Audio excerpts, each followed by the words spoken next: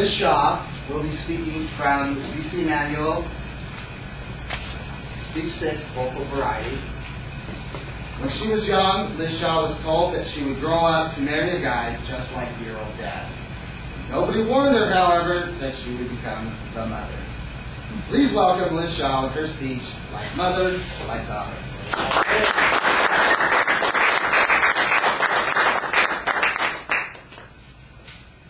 It was my senior year in high school when my worlds collided. Up until that point, my mother had her job, and I was a student at the high school. When I was a senior, my mother got a job as vice principal at the high school in charge of student activities. That meant that if you went to the dance, if you went to student council, if you worked on the parade float, she was there.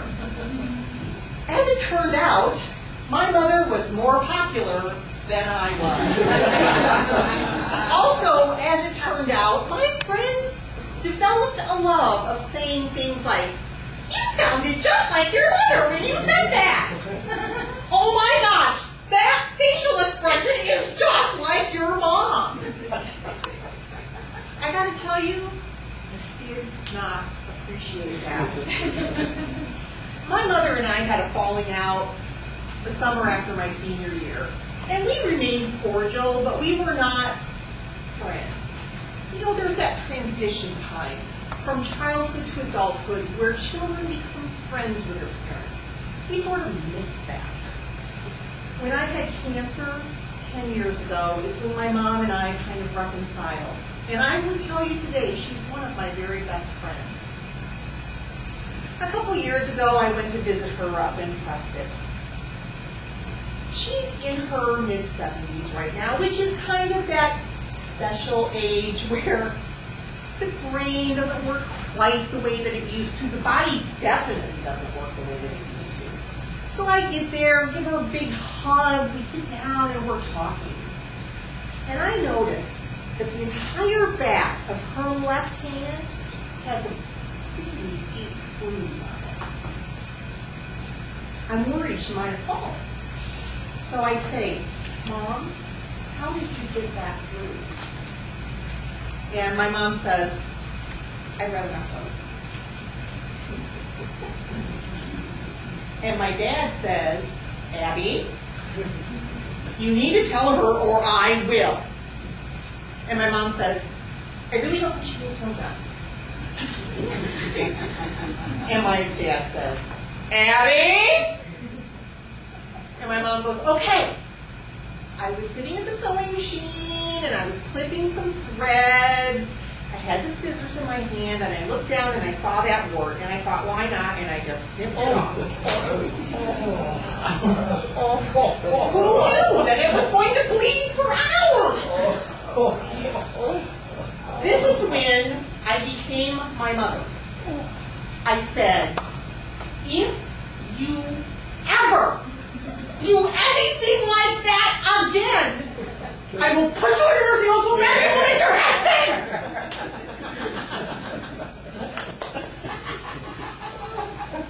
So now a couple years has gone by. And my mother, I'm grateful to say, has not done any further surgery on herself with sewing shears. Last Easter, I was getting ready to go see my parents. And I had a little craft project in the oven right before it was time to go to Gilbert Toastmasters. And the timer went off and my craft project wasn't done, but I had to come to Toastmasters. So I put on the oven mitts and I grab the project out of the oven and I throw it in the sink because it's not done. And I take the mitts off, I throw them on the counter, and I come to Toastmasters. When I get home from Toastmasters, my house is full of smoke. The smoke alarm is going beep, beep, beep, beep, beep. And the dog is in the backyard going, "I would not go in that house if I were you." It took just a few minutes to realize what had happened. Apparently, in pulling the craft project out of the oven, the gloves had gotten a little hot. And they smoldered, eventually turning into ash and disappearing pretty much completely, and taking away a section of formica about this big and several layers of wood beneath that.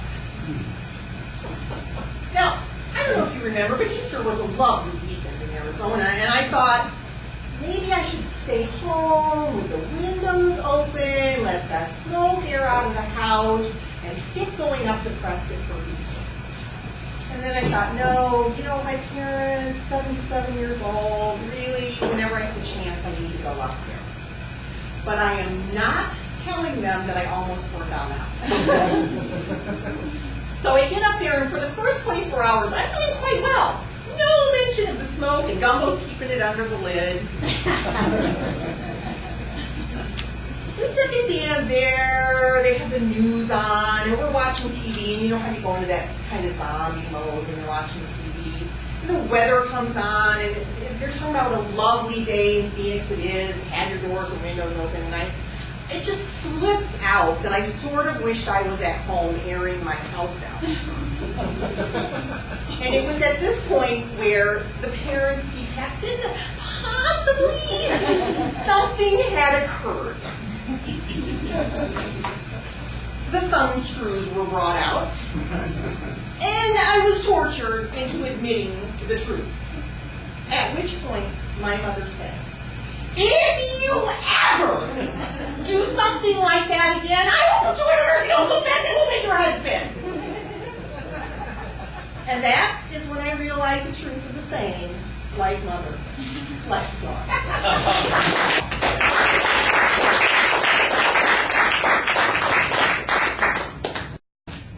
I don't know why I do this to myself. But I do know that of the Toastmasters that I've ever known,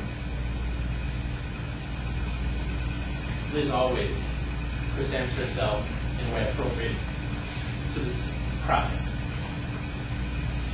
Liz's project was local variety. Clear about the respects and the high take. Yes, we did. Sometimes I didn't have trouble. It took me the second time to hear a nursing home.